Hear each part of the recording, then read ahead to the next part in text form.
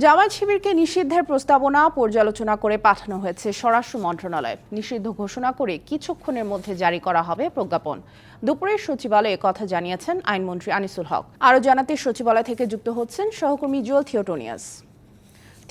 আমরা এর মধ্যে জেনেছি জঙ্গি সন্ত্রাসী দল হিসেবে জামায়াত শিবির নিষিদ্ধের প্রস্তাবনা পর্যালোচনার পর স্বরাষ্ট্র মন্ত্রণালয়ে পাঠানো হয়েছে।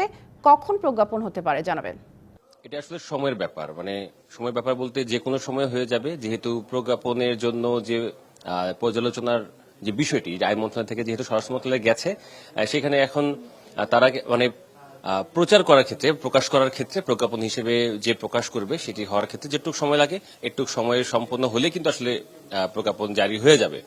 আরেকটি বিষয় সেটি হচ্ছে যে আমরা এটাও প্রশ্ন করেছিলাম যে যুদ্ধাপরাধী দল হিসেবে জামায়াতের যে বিচারের বিষয়টি সেটি আসলে কি হবে, এটার সাথে এটার কি হবে। তখন তিনি বলছেন দুইটি ভিন্ন বিষয়। এর আগেও তিনি বলেছিলেন আইনমন্ত্রী, ভিন্ন বিষয়। কারণ হচ্ছে জামায়াতে ইসলামী মুক্তিযুদ্ধের সময় যে ভূমিকাটা রেখেছিল মানবতা বিরোধী অপরাধ করার ক্ষেত্রে, সেটা কিন্তু আলাদা বিষয়, সেটি আদালতে বিচারাধীন আছে।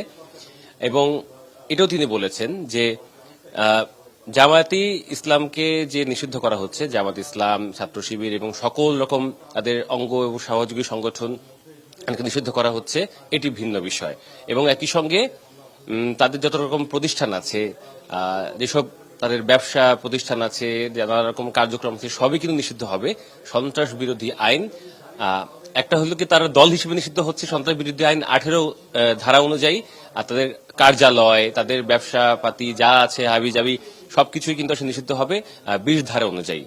আর তিনি এটাও বলেছেন আইনমন্ত্রী যে মুক্তিযুদ্ধের পর যারা জন্ম নিয়েছে এবং জামায়াতের রাজনীতি করছে, ছাত্র শিবির রাজনীতি করছে, তারা কিন্তু যুদ্ধাপরাধী দল হিসেবে জামায়াতের যে বিচার, সেই বিচারের আওতায় আসবেন না।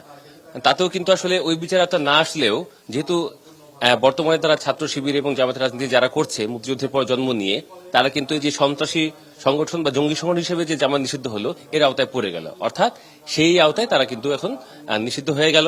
এবং এটাও তারা, আমরা প্রশ্ন করেছিলাম যে এখন যদি তারা আন্ডারগ্রাউন্ডে চলে যায়, নানা রকম নাশকতা করবে, রাষ্ট্রবিরোধী কার্যকলাপ তারা করবে, সেই ক্ষেত্রে আসলে কিভাবে মোকাবিলা করা হবে।